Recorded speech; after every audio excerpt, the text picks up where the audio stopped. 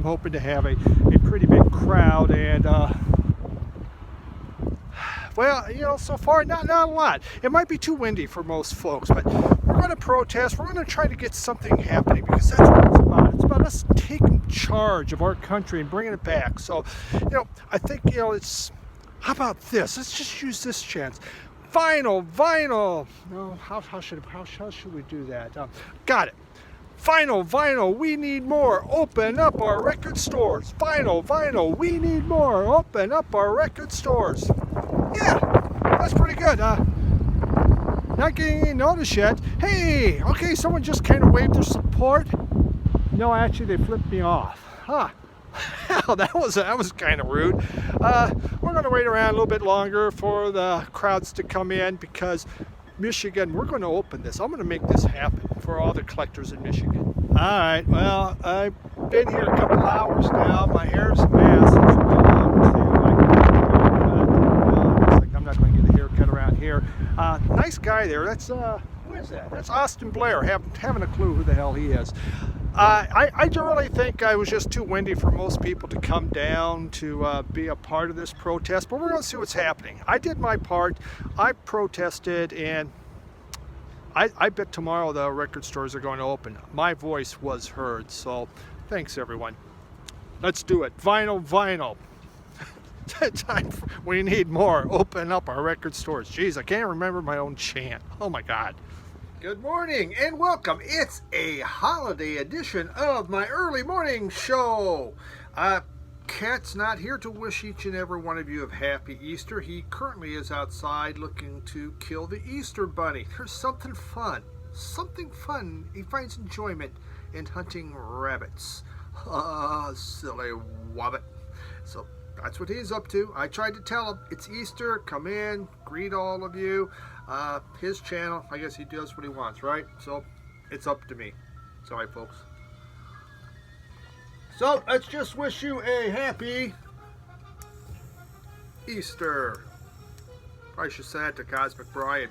Okay, there we go. Hey, at the beginning, I went down to our to Lansing, Michigan. It's our state capital, actually. Down there for a little work, not at the Capitol, at a Sam's Club down there. But I thought, let's go protest. And so I did. You saw that. It was slightly breezy, just a slight breeze. And I did that on Thursday. And I want to tell you, my voice was heard, because on Friday, the governor came through and shut down everything. You know, even if you go like to the grocery store, you're supposed to buy groceries. Or you go to a Home Depot, you can get home necessity, but like garden shops are all shut down now. Damn it, I had so much gardening. I mean, I was ready. All my flower beds were ready for the first time ever to plant and do stuff. Can't buy plants now. It's not essential. But I did get curbside pickup on Friday from my local records store. He also does this video. It's Radio Wasteland, and he does this video and shows what he his newer stuff or what he just cleaned. And so I said, hey, doing these, and was able to pay him on PayPal. It came in, dropped it in my passenger side. I got new music, plus some stuff from Amazon and some other things. The music's still rolling in. I think I've saved though some money, so that's okay. In the background today we have, it's Easter. We're doing an Easter theme. Well, actually we're not doing an Easter theme whatsoever, but we're playing Jesus Christ Superstar. A week or so ago, I did a video with Mazzy. It's on Mazzy's channel on Zoom. We discussed this, and Mazzy just has a hilarious story about Jesus Christ Superstar. So check that out if you haven't. I thought it was pretty dang funny. Hey, we're doing that. And it's on live tonight. If you're in the U.S., at least it's on TV. The live version that I had missed, that Nancy said Alice Cooper plays Herod, and that would be worth price of admission. So that's happening. Okay, just final thing on the whole being at home. For the most part, I've lost 10 pounds because I do all the cooking at home, and so eat healthy, no snacks or anything, and so hey, that's pretty good. But I desperately need a haircut, and there's no way my wife's cutting because She doesn't know how to, and she's the first man. Well, I don't know how to cut that. How would I cut that? I says, don't worry, hon. If you were cutting that, I'd be afraid for my throat.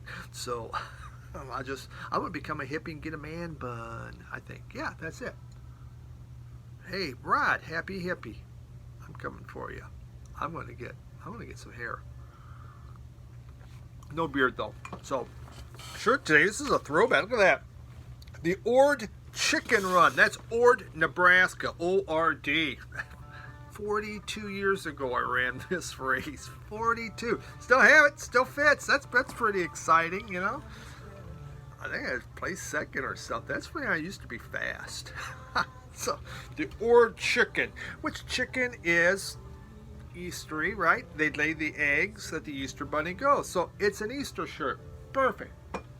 All right, let's begin here, folks. I've been prattling on, I believe. That's what we would say. I was prattling. This album here, one of you recommended this album, and I went back and I was searching the comments to find who told me to get this. You put it in comments, and a lot of you do, and I buy a lot of these albums that you guys recommend. I can't buy them all because finances, right? Everything costs. But this one was called The Third Mind. I will put The Third Mind as my favorite album of this year so far. And I was stunned by how good this was.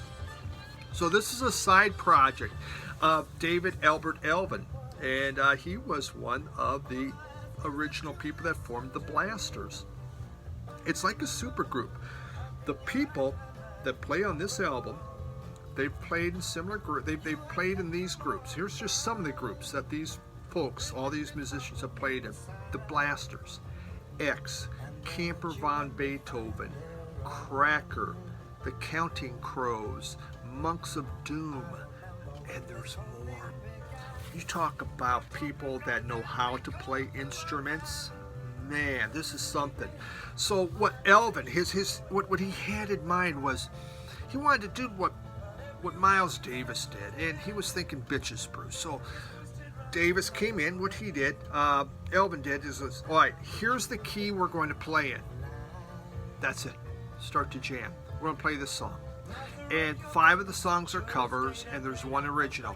So they would create a groove, and once that groove was hit, they hit record, and then they began to play. It allowed for spontaneity.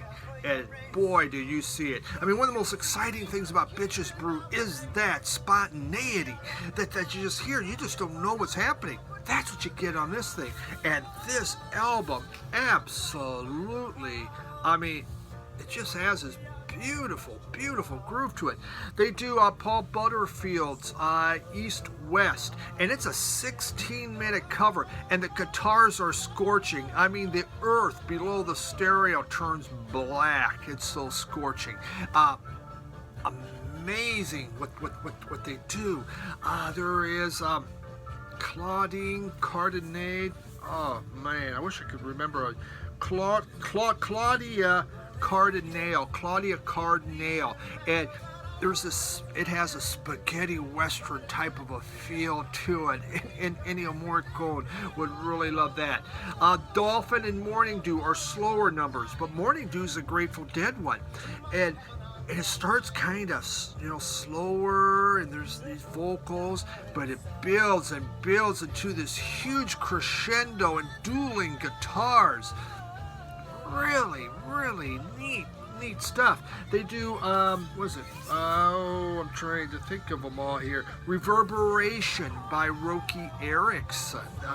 They come and they do their version of this.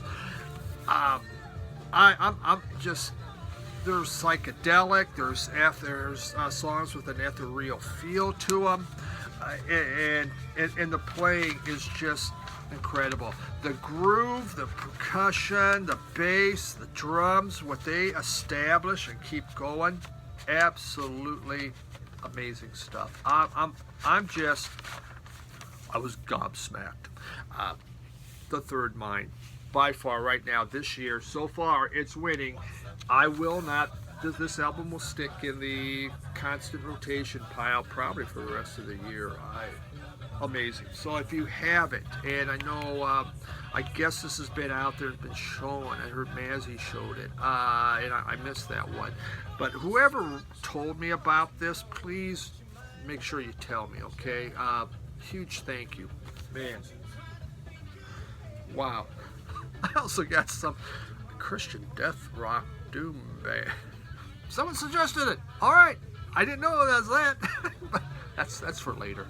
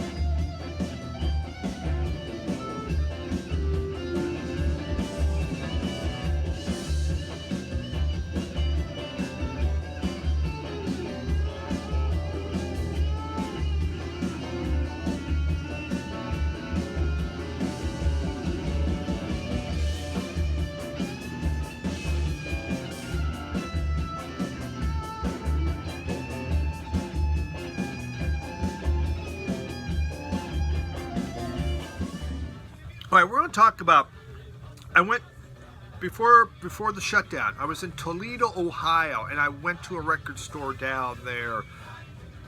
I can't think of the name of it even. CD Exchange, it might be the name.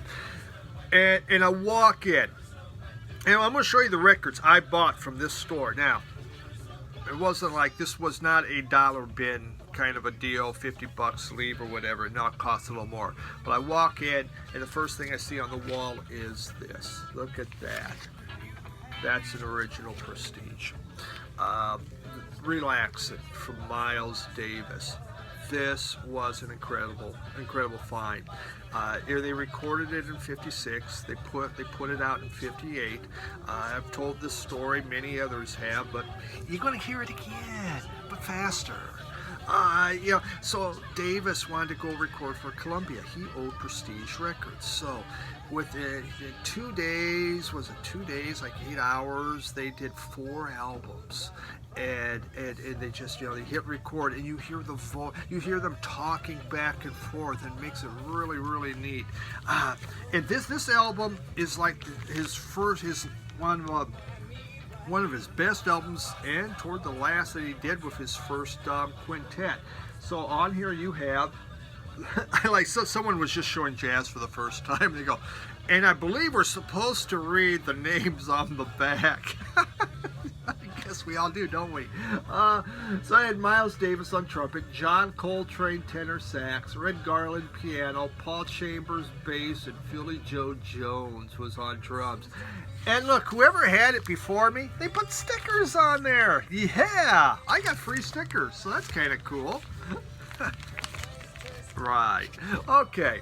So, this was a fun album, and so we start with If I Were a Bell, and that's a Red Garland tune. And Red Garland just has an incredible, fun piano solo. He hits the keys, and he just does this wonderful job with it. You're My Everything. It's a quiet ballad. It's one of those, lights are down low, candles lit, and you're with the one you love, and you want to go dance. Or if you're with me, we take a nap together. It's just that kind of beautiful song.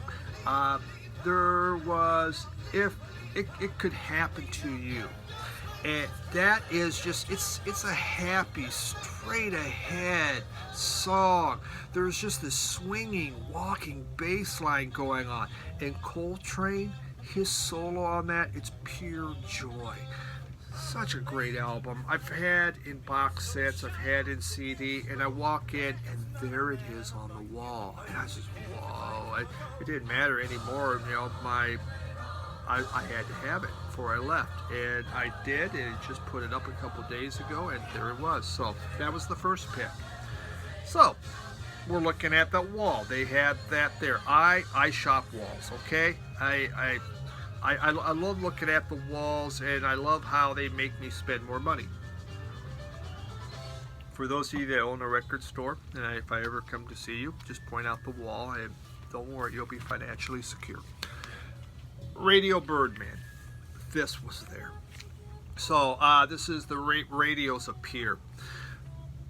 Absolute classic. Great album from the 70s from punk.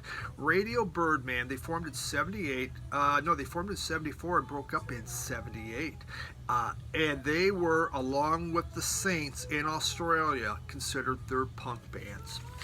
But these guys, it wasn't angry punk. This is joyful punk that goes on here. They played punk, but they did garage and they did surf rock, an amalgamation of all of these. Their influences, actually, their main guitarist, his name was Tech. I'm trying to think. Esotech? No, I'm sorry. His last name was Tech. He grew up in Ann Arbor, Michigan. Well, who was playing when he was growing up in Ann Arbor, Michigan? That was home of Iggy and the Stooges. That was home of the MC5. So he took a lot of his inspiration from that, and that's what you hear. In fact, Radio Birdman was from a lyrics in a Stooges song, kinda. They misheard it. In 70s, Stooges had a song, and it was called Radio Burnin', but they thought it was Radio Birdman. They had my same issue. I mishear lyrics all the time. I'm that guy that sings the song, and it's totally the wrong lyrics, but I'm pretty sure I'm right. I just don't hear them right. Well, they did the same. So Radio Burnin' became Radio Birdman. Dennis Tech, that was his name. That was the guy's name. So I mean, this thing is it's a classic of a punk album. They do a Rocky Erickson's "You're Going to Miss Me." They do a tribute to a Hawaii 5-0 called Aloha Steve and Dano. And on many punk compilations, that's what you hear on there. And it's beautiful. It's just a fun surf garage rock type song. The thing is, these guys were good musicians. They all really knew how to play instruments, so this thing, it's tight. It sounds great. Absolutely fun stuff. It was off Sire. I could not have been more delighted about this. I had it in CD. Do you think I could find that CD? I've been missing some CDs. I don't know what the heck I've done. But this was a cause of joy for me. An album I've wanted for many years. I was going to buy a reissue, and now I have an original. Then I saw this one, and this was a complete by Blind by Simtek and Wiley, and it is Getting Over the Hump. Really wasn't sure what I was getting into. This came out in 1971.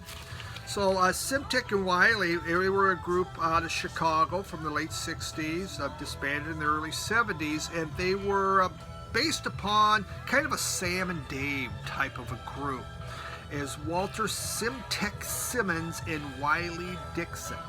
And in 1970, they signed to Mercury with Mr. Cord. So look at this label. And maybe some of you have seen it, but it's my first one from Mr. Cord label. Look at Mr. Cord, look how happy he is. I thought that was kind of fun. But I think those things are fun. So they did have a single that went to number 29 on the R&B charts. It was Get Over the Hump. Now I'm going to play a song on here called Bootleggin'. And you could hear really what's going on with this. I mean, bootlegging, there's just lots of percussion and hard charging guitars. It has a Sly Stone Santana feel to it. I mean, you feel them both in there. It's just a hard charging, fun funky, funky song. Their hit "Getting Over the Hump."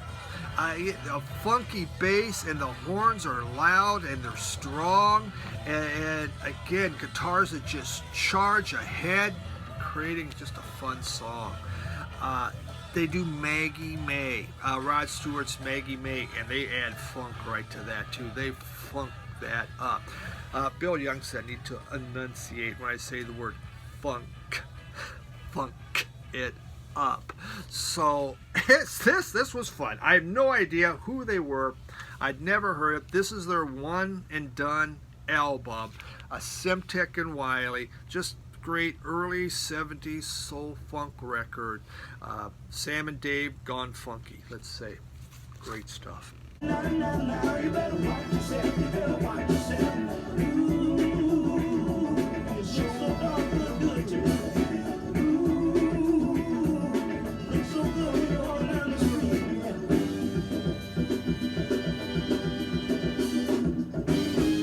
Too much bootlegging going on, y'all. Bootlegging going on right now, your turn.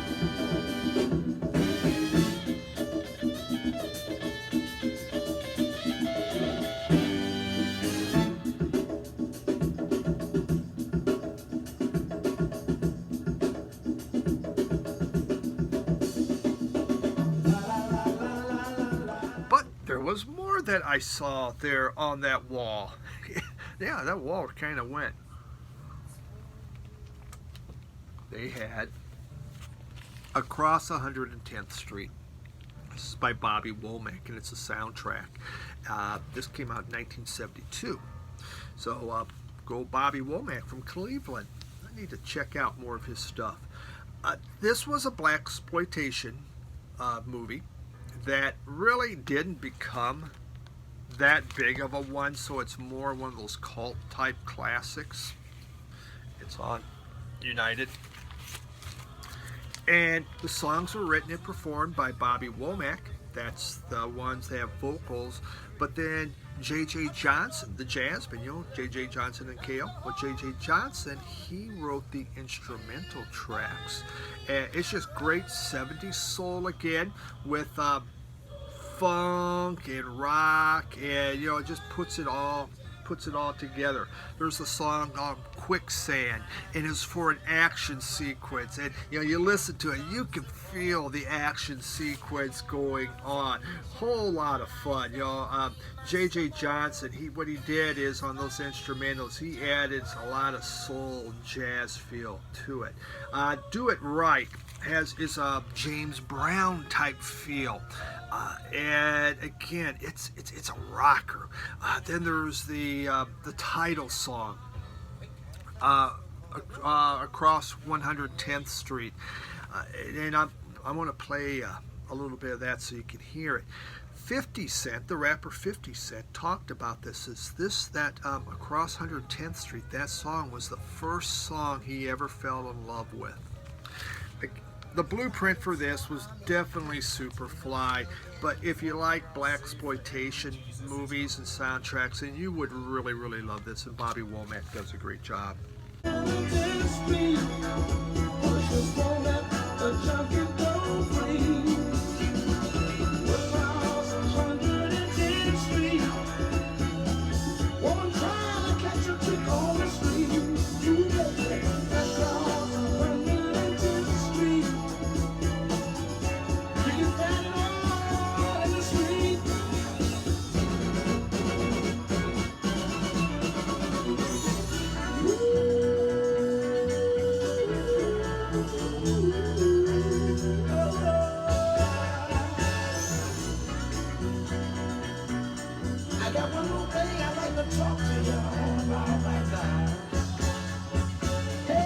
I did look in the bins and I found this one. This is In Like Flint.